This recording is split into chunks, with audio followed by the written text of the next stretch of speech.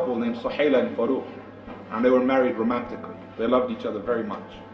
The call of jihad is made, Faruq has to take off and disappear. He leaves her a little bit of money, about 3,000 dirhams, and says to her, make do with this for 3 months, I'll be back in 3 months. There's a treasure chest of 30,000 dinars, which is equivalent to 2 million pounds in his house, and he says to her, don't touch that, it's amana. I'll be back in 3 months. When he was going, he thought twice, he looked back, she pushed him out the door, said, have you no fear of Allah? Seek the Jannah and I'll see you there, inshallah. She was a righteous woman. She pushed him out, said, go. And he went. 3 months went on, 6 months went on, 9 months went on. In that time she found bearing with a child. Year went on. She gave birth to a boy. No sign of life. Year and a half went on. 2 years went by. 2.5 years went by. Some man came back from battle and said, I saw Faruk fall. Now she knows he is dead. And so now she opens the treasure chest of 2 million pounds. Until then she obeyed him, didn't touch it.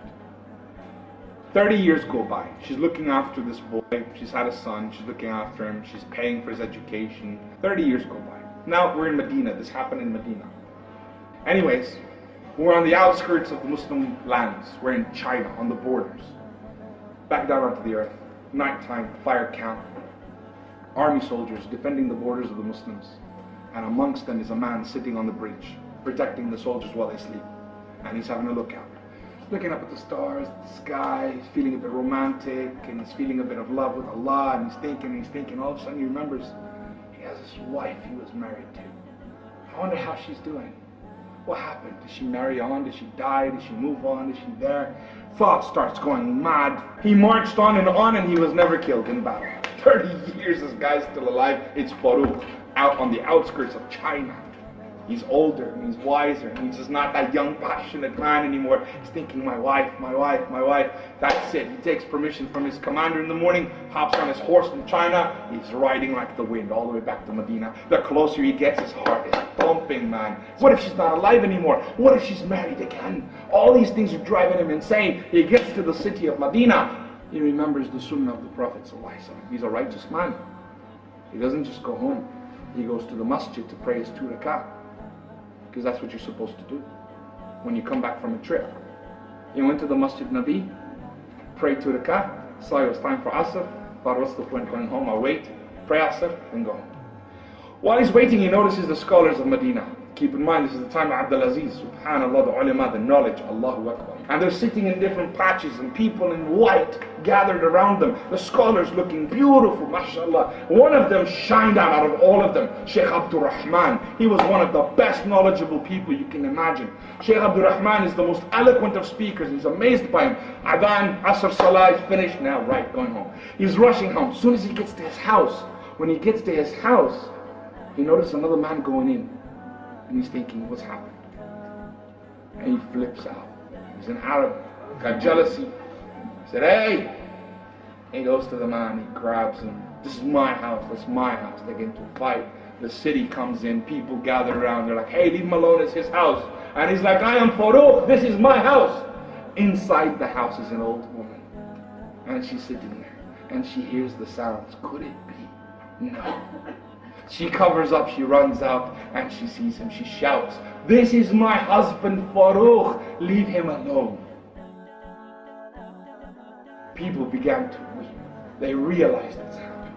Faruk and Suhayla embrace in love. And they're together and they're telling stories. They run inside. Now they're laughing, they're joking, they're crying. Everything's coming out. Oh Faruk, I'm so much older than when you left me. I was young and beautiful. I don't look like that anymore. And he says to me, Suhayla, you are the most beautiful woman in the world. Because he loves her piety. Because he loves her piety. And he's madly in love with her still. And he's there embracing her and they're weeping together. Finally Faruk starts to get to his senses and he goes, oh Suhayla, there was a treasure chest I left with 2 million pounds in it. 30,000 dinars. What happened? Suhayla said, Faruk, let me ask you a question. Did you go to the masjid? She knows he did. Yes, I did. Did you see anything? Amazing scholars. This time has changed. the knowledge of the deen, the way it's being spread. Did you see anyone in particular? One really stood out. What would you give to be that man? I would give anything to be that knowledgeable. Would you give 30,000 dinars for it? Yes, I would. What if that was your son? And he said, even more. And he said, that's your son, Abdul Rahman. His son was the best scholar of Medina because it was halal money, and she spent it all. Instead of shopping online, she was raising her son in the best Islamic education. 2 million pounds she spent in that time. That much money. She said, that's your son. Faruk goes mad. He comes out the house screaming, Shiek Abdul Rahman is my son. I am Faruk. And he's just dancing, he's excited. Abdul Rahman comes. They call him. They say, what? Where is he? And the man says, I'm Shiek Abdul Rahman. And when he sees him, he realizes the man he was fighting with in the beginning. He was going to his house. That was his son.